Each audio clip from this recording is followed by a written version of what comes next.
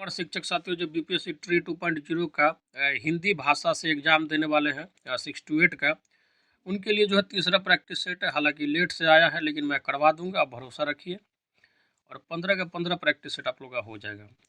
मैं फिर से बोल रहा हूँ, आप लोग जो व्याकरण पार्ट में फोकस कीजिए। और व्याकरण पार्ट में भी आपको किस पार्ट पे फोकस करना है, तो समास पूरा अच्छे से कर लेना है। वर्ण विचार और शब्द विचार अच्छे से कर लीजिए। जैसे आपको जो है स्वर कितना है, व्यंजन कितना है, स्वर कितने प्रकार के होते हैं, ह्रस्व स्वर होता है, दीर्घ स्वर होता है, उसके बाद अयोग बा होता है, व्यंजन का जो हो गया स्पर्श व्यंजन, अंतस्थ व्यंजन, उसमें व्यंजन, ये सब पढ़ लीजिए। कितना प्रकार का है, कौन कौन सा है, कहाँ से किसका उच्चारण होता है, ये सब देख लीजिए। उसके बाद जो है आपको संधि जो बार बार पूछा जाता है, इंपॉर्टेंट इंपॉर्टेंट, वो सब देख लीजिए। ठीक है। उसके बाद समास कारक में आपका जो है चिन्ह आपको जो है पता होना चाहिए, आठों कारक का, उसका जो उपयोग कैसे करते हैं। फिर जो है आपको देखिए विपरीतार्थक, पर्यायवाची, और उसके बाद अनेक शब्दों के लिए एक शब्द, मुहावरा, लोकोक्ति, ये सब अलंकार वगैरह देख लीजिएगा। व्याकरण अगर अच्छा रहेगा तो आपका हिंदी स्वाभाविक है कि अच्छा जाएगा ही जाएगा। ठीक है। बाकी जो है विषय वस्तु से देखिए समय कम है, तो विषय वस्तु का भले ही पूरा सही से नॉलेज नहीं हो, जिसका व्याकरण पार्ट बढ़िया होगा उसका जो है हिंदी पेपर बढ़िया जाएगा। ठीक है। और विषय वस्तु से बाकी सेट करते रहिए। आप जो है 6 to 8 का जो अगर आपके पास बुक है तो उससे पढ़िए। एनसीईआरटी, एससीईआरटी जो भी आपको करिए। लेखक कवि का नाम, किस विचारधारा के कौन कवि थे, ये सब जो है देख लीजिए। चलिए तो स्टार्ट करते हैं। क्वेश्चन नंबर पहला करा कि संयुक्त सर्वनाम नामक सर्वनाम की एक पृथक श्रेणी का उल्लेख इनमें से किस विद्वान ने किया है। तो ये हो जाएगा आपका ऑप्शन नंबर 3 हो जाएगा, डॉक्टर दीमसित्स ने। नेक्स्ट क्वेश्चन कह रहा है आपका कि जो क्रिया अभी हो रही है उसे क्या कहते हैं। जो अभी हो ही रहा है, मतलब चल ही रहा है, तो उसको क्या बोलते हैं। तो हो जाएगा आपका अपूर्ण वर्तमान। ठीक है। देखिए अपूर्ण का मतलब जो पूर्ण नहीं हो, मतलब चल ही रहा है, तो नाम से भी पता चल रहा है बहुत चीज़। आगे कह रहा है कि इनमें से कौन सा नाम मिस्र बंधुओं में सम्मिलित नहीं है। तो ये हो जाएगा आपका ऑप्शन नंबर 4 हो जाएगा। उपयुक्त में से एक से अधिक होगा, मैं बता देता हूँ। देखिए आपका जो है मिस्र बंधुओं में इसका जो है आप करेक्ट कर लीजिए क्वेश्चन। देखिए इनमें से कौन सा नाम जो है मिस्र बंधुओं में सम्मिलित है। ठीक है। तो इसका हो जाएगा आपका उपयुक्त में से एक से अधिक। गणेश बिहारी, सुखदेव बिहारी और श्याम बिहारी सब जो है मिस्र बंधु में है। आगे कह रहा है कि कोई आ रहा है, वाक्य में कौन सा सर्वनाम है। कोई आ रहा है मतलब फिक्स नहीं है, तो नाम से ही देखिए कुछ चीज़ जो है हिंदी में क्या है कि आप सही से पढ़िएगा तो बहुत चीज़ समझ आएगा। तो हो जाएगा आपका अनिश्चयवाचक सर्वनाम। और नेक्स्ट क्वेश्चन कह रहा है कि राम बाजार जा रहा है का संदिग्ध भूतकाल में रूपांतरण क्या होगा। तो ये हो जाएगा आपका ऑप्शन नंबर 3 हो जाएगा, राम बाजार गया होगा। अब गया होगा कि नहीं होगा, गया होगा इसका कंफर्म नहीं है, इसलिए जो है संदिग्ध संदिग्ध हो गया। आगे कह रहा है कि श्याम पेंसिल से लिखता है, इसमें से कौन सा कारक है। तो इसमें जो हो जाएगा आपका करण कारक हो जाएगा। देखिए से का चिन्ह जो है करण कारक में भी यूज करते हैं और संप्रदाति अपादान कारक में भी यूज करते हैं। लेकिन अगर करण कारक में से एक चिन्ह का यूज हो रहा है, इसका मतलब है कि उसके द्वारा क्रिया हो रहा है। जैसे पेंसिल के द्वारा जो है लिखने का काम हो रहा है, मतलब क्रिया जो है लिखने का किसके द्वारा, पेंसिल के द्वारा, तो ये हो जाएगा करण कारक। यही आपको दिया जाता है कि पेड़ से पत्ते गिरते हैं, तो पेड़ से पत्ता का अलग होना हो रहा है, तो यहाँ भी से है, लेकिन ये जो है आपका अपादान कारक होगा। तो आपको समझना है कि से का जो है किस सेंस में यूज किया गया है। चलिए आगे कह रहा है कि इनमें से लड़ाई में प्रयुक्त प्रत्यय कौन सा है। आपको पता होना चाहिए प्रत्यय जो है किसी शब्दांश, एक ऐसा शब्दांश जो किसी शब्द के अंत में लगता है। तो ये हो जाएगा आपका ऑप्शन नंबर जो है 3 हो जाएगा, आई। लड़ाई में आई प्रत्यय आ जाता है। आगे कह रहा है कि इनमें से अपेक्षा के संपादक कौन थे। तो ये हो जाएगा आपका ऑप्शन नंबर 2 तेज सिंह। नेक्स्ट क्वेश्चन कह रहा है कि इनमें से अमानक वर्णों का विकल्प कौन सा है। तो इसका आंसर हो जाएगा आपका जो ये हो जाएगा 3। देखिए अमानक वर्ण का मतलब होता है कि जो पहले मान्यता था वर्णमाला में, लेकिन अभी जो उसको मान्यता नहीं दिया जाता है। ठीक है। चलिए आगे कह रहा है कि कुंडलिया छंद किन दो छंदों के योग से बनता है, बताइए। तो इसका आंसर हो जाएगा आपका दोहा रोला, ऑप्शन नंबर 1 हो जाएगा। और नेक्स्ट क्वेश्चन कह रहा है कि भाषा संवर्धनी सभा कहाँ स्थापित की गई थी। तो इसका आंसर हो जाएगा आपका ऑप्शन नंबर 2 अलीगढ़ में इसकी स्थापना की गई थी। चलिए आगे कह रहा है कि पहला ज्ञानपीठ पुरस्कार किस लेखक को प्रदान किया गया था। तो जी शंकर कुरुप को प्रदान किया गया था और मलयालम भाषा के लिए दिया गया था। ठीक है, 1965 में। मलयालम भाषा आपको पता होना चाहिए, केरला का भाषा है। आगे कह रहा है कि सकर्मक क्रिया में इनमें से किस पर प्रभाव पड़ता है। तो ये हो जाएगा आपका ऑप्शन नंबर 1 हो जाएगा, कर्म पर। आगे कह रहा है कि इनमें से छाया शब्द का बहुवचन क्या है। तो ये हो जाएगा आपका ऑप्शन नंबर 1 हो जाएगा, छाया। ठीक है। छाया का बहुवचन जो है छाया ही रहता है, मतलब ये हमेशा जो है बहुवचन में ही प्रयोग किया जाता है। आगे कह रहा है कि निम्नलिखित में से कौन सा भाषण के लिए उपयुक्त विशेषण होगा, तो ये हो जाएगा आपका ऑप्शन नंबर 3 ओजस्वी। नेक्स्ट क्वेश्चन कह रहा है कि इनमें से शुद्ध शब्द कौन सा है, तो ये हो जाएगा आपका option number 1 Indra Vajra. Next question कह रहा है कि निरीह का संधि विच्छेद इनमें से कौन सा है, तो हो जाएगा आपका निह प्लस ई। ठीक है, ऑप्शन नंबर 2 हो जाएगा।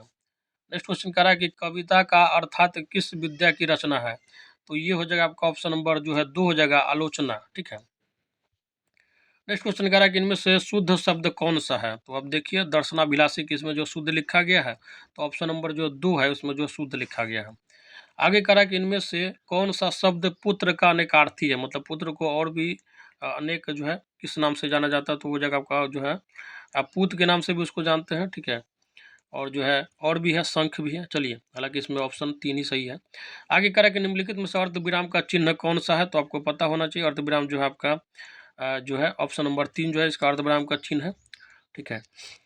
आगे कह रहा है कि आलम्बनत्व धर्म का साधारणीकरण होता है, पंक्ति किस विद्वान की है, तो ये हो जाएगा आपका ऑप्शन नंबर 3 रामचंद्र शुक्ल की। नेक्स्ट क्वेश्चन कह रहा है कि इनमें से कौन सी बोली अर्धमागधी अपभ्रंश से निकली है, तो ये हो जाएगा आपका जो है बघेली हो जाएगा। ठीक है।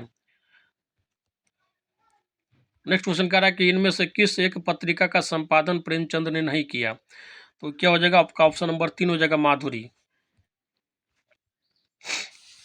नेक्स्ट क्वेश्चन कह रहा है कि इनमें से क्रमवाचक विशेषण का उदाहरण कौन सा है, तो आपको पता होना चाहिए जो ऑप्शन नंबर 1 जो है दूसरा, चौथा, सातवां, आठवां, ये सब जो है एक तरीके से क्या है, तो क्रमवाचक विशेषण का उदाहरण है। चलिए, आगे कह रहा है कि जहाँ उपमेय और उपमान वाक्यों के अर्थ में भिन्नता होते भी उसमें समानता की कल्पना की जाती है, वहाँ कौन सा अलंकार होता है, तो वहाँ पे जो है आपका निदर्शना अलंकार होता है। नेक्स्ट क्वेश्चन कह रहा है कि इनमें से कौन सा शब्द तद्भव है, तो इसका आंसर हो जाएगा आपका ऑप्शन नंबर 2 कोयल। नेक्स्ट क्वेश्चन कह रहा है कि इनमें से कौन सा शब्द जातिवाचक संज्ञा है, तो ये हो जाएगा आपका ऑप्शन नंबर 1 मनुष्य। मनुष्य से मतलब पूरे मनुष्य का बोध होता है। आगे कह रहा है कि जिन ढूंढा तीन पाइया गहरे पानी पैठ लोकोक्ति का अर्थ क्या है, तो इसका अर्थ जो है परिश्रम का फल अवश्य मिलता है। इनमें से कौन सा शब्द एकत्र का विलोम है, तो इसका आंसर हो जाएगा आपका ऑप्शन नंबर 2 विकीर्ण। नेक्स्ट क्वेश्चन कह रहा है कि पूर्वी हिंदी के अंतर्गत कौन सी बोली नहीं आती है, तो इसके अंतर्गत जो है आपका जो है कौन सी बोली नहीं आती बताइए, तो भोजपुरी जो हो जाएगा आपका नहीं आएगा। इसके अंतर्गत आने वाली बोली आपको पता होना चाहिए अवधी है, छत्तीसगढ़ी है और बघेली है। नेक्स्ट क्वेश्चन कह रहा है कि इनमें से संबंध सूचक अव्यय का उदाहरण कौन सा है, तो ये हो जाएगा आपका ऑप्शन नंबर 1 धन के बिना किसी का काम नहीं चलता है। नेक्स्ट क्वेश्चन कह रहा है कि इनमें से किस राज्यों की मुख्य राजभाषा हिंदी नहीं है, तो ये हो जाएगा आपका ऑप्शन नंबर 3 जो है असम। असम का भाषा क्या है, तो असमीज है। छत्तीसगढ़ का राजभाषा हिंदी है, हिमाचल प्रदेश का भी हिंदी है। आगे कह रहा है कि इनमें से कौन सा वाक्य शुद्ध है, तो ऑप्शन नंबर जो 1 हो जाएगा लता ने 2 चिट्ठियाँ लिखी, तो ये जो है आपका शुद्ध वाक्य है। आगे कह रहा है कि थोड़ा बहुत में इनमें से कौन सा समास है, तो ये हो जाएगा आपका ऑप्शन नंबर 2 वैकल्पिक द्वंद्व है। नेक्स्ट क्वेश्चन कह रहा है कि इनमें से कौन सा वाक्य अकर्मक क्रिया का उदाहरण नहीं है, तो इसका आंसर हो जाएगा आपका ऑप्शन नंबर 3 राम क्रिकेट खेलता है। इसमें जो है सकर्मक क्रिया है। आगे कह रहा है कि इनमें से किस पुस्तक को व्यास सम्मान प्राप्त हुआ था, तो ये हो जाएगा आपका ऑप्शन नंबर 1 व्योमकेश दरवेश। नेक्स्ट क्वेश्चन कह रहा है कि इनमें से कौन सा शब्द उदय का विलोम है, तो ये हो जाएगा आपका अस्त हो जाएगा। उदय का क्या होता है उल्टा, तो अस्त हो जाता है। आगे कह रहा है कि उदय प्रकाश इनमें से किस विद्या के चर्चित लेखक है, तो इसका आंसर हो जाएगा आपका ऑप्शन नंबर 1 कहानी के। नेक्स्ट क्वेश्चन कह रहा है कि इनमें से सर्वनाम की उपयुक्त परिभाषा कौन सी है, तो इसका आंसर हो जाएगा आपका ऑप्शन नंबर 3। ठीक है, सर्वनाम की उपयुक्त परिभाषा क्या है, संज्ञा के स्थान पर जो उपयोग में आता है उसको क्या बोलते हैं, सर्वनाम बोलते हैं। आगे कह रहा है कि इनमें से घुमक्कर के रूप में प्रसिद्ध लेखक कौन है, तो संकृत्यान जो है आपका घुमक्कर के रूप में प्रसिद्ध है। अब जो है इसके बाद जो है आपका 112 से 20 और जो है उसके बाद जो है आपका गद्यांश है। ठीक है, तो इसका मैं आपको जो है आप कर लीजिएगा, मैं डायरेक्ट PDF ही डाल दूंगा इस बार जो है PDF अपलोड होते हुए। 128 तक जो है आपका गद्यांश का क्वेश्चन था, तो साथ ही मैं इसका पीडीएफ डाल दूंगा आपको अपलोड होते ही, तो आपको घबराने की जरूरत नहीं है, आप जो है गद्यांश पढ़ के कर लीजिएगा। आगे कर रहा है क्वेश्चन नंबर 129, इनमें से किस साप्ताहिक का संपादन महात्मा गांधी ने किया था? तो इसका आंसर हो जाएगा आपका ऑप्शन नंबर 1 हिंदी नवजीवन। नेक्स्ट क्वेश्चन कह रहा है कि इनमें से कौन सा शब्द वीरांगना का पुल्लिंग रूप है? तो ये हो जाएगा आपका ऑप्शन नंबर जो है 2 हो जाएगा वीरता। नेक्स्ट क्वेश्चन कह रहा है कि भारतीय संविधान के अनुसार हिंदी के साथ साथ अंग्रेजी का प्रयोग कितने वर्षों तक करने का सुझाव दिया गया था? तो ये हो जाएगा आपका ऑप्शन नंबर जो है 2 हो जाएगा, 15 वर्षों तक होगा। ठीक है, ध्यान रखिएगा इसको। आगे कह रहा है कि क्रमवाचक विशेषण का उदाहरण कौन सा है? तो ये हो जाएगा आपका ऑप्शन नंबर जो है 3 हो जाएगा, दूसरा। ठीक है, दूसरा हो गया, तीसरा हो गया, पांचवा हो जाएगा, ये सब क्या है? तो क्रमवाचक विशेषण का उदाहरण। आगे कह रहा है कि श्रृंगार रस का स्थायी भाव कौन सा है? तो ये हो जाएगा आपका ऑप्शन नंबर 3 रति रस। ठीक है, श्रृंगार का क्या हो जाएगा स्थायी भाव? तो रति हो जाएगा। हास्य का जो है क्या हो जाएगा स्थायी भाव? तो आपका हास हो जाएगा। और करुण का शोक, और जो है अद्भुत का भय हो जाता है। चलिए आगे करा कि इनमें से हिंदी की वह चर्चित रचना कौन सी है जिस पर लोकप्रिय टीवी सीरियल बना हुआ है? तो आपको पता होना चाहिए कौन है। तो ये हो जाएगा आपका ऑप्शन नंबर 2 हो जाएगा, चंद्रकांता। देवकी नंदन खत्री के द्वारा लिखा गया है। नेक्स्ट क्वेश्चन कह रहा है कि जिस पर हमला न किया गया हो इस वाक्यांश के लिए उपयुक्त शब्द इनमें से कौन सा है? तो ये हो जाएगा आपका ऑप्शन नंबर 1 अनाक्रांता। नेक्स्ट क्वेश्चन कह रहा है कि इनमें से किसके बिना कोई व्यंजन उच्चारित नहीं किया जाता है? तो ये हो जाएगा आपका ऑप्शन नंबर 1 स्वर के बिना। नेक्स्ट क्वेश्चन कह रहा है कि इनमें से कौन सा शब्द तद्भव है?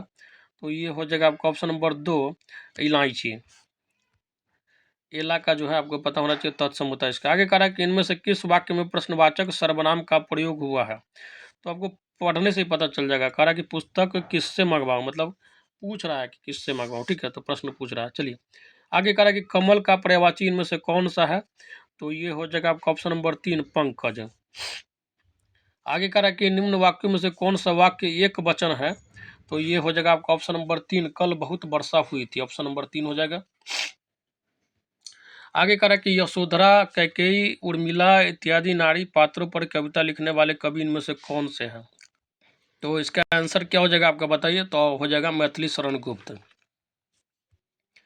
आगे कह रहा है कि जो किए गए उपकारों को मानता है उसको क्या बोलते हैं? कृतज्ञ बोलते हैं। और जो नहीं मानता उसको कृतज्ञ बोलते हैं। ऑप्शन नंबर जो है 2 हो जाएगा।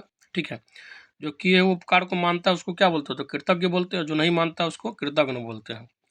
और जो कुछ नहीं जानता उसको अज्ञ बोलते हैं। आगे कह रहा है कि इनमें से कौन सा शब्द अतिवृष्टि का विलोम? अतिवृष्टि का मतलब होता है जरूरत से ज़्यादा वर्षा होना। तो उसका जो विलोम क्या हो जाएगा आपका? अनावृष्टि हो जाएगा। नेक्स्ट क्वेश्चन कह रहा है कि निम्नलिखित में से हिंदी संस्कृत का उपसर्ग कौन सा है? तो ये हो जाएगा आपका ऑप्शन नंबर 3 पड़ा। नेक्स्ट क्वेश्चन कह रहा है कि निम्नलिखित शब्दों में से सही शब्द कौन सा है? तो ये हो जाएगा आपका ऑप्शन नंबर 3 दुग्धोज्वल।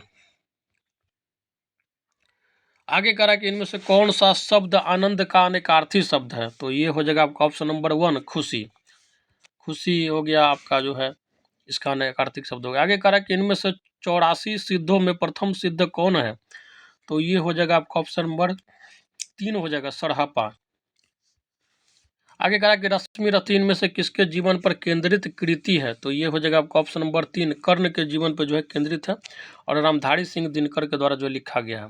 आगे कह रहा है कि प्रत्यय का प्रयोग इनमें से कहाँ किया जाता है? तो आपको पता होना चाहिए शब्दों के बाद में। ठीक है, ऑप्शन नंबर जो है।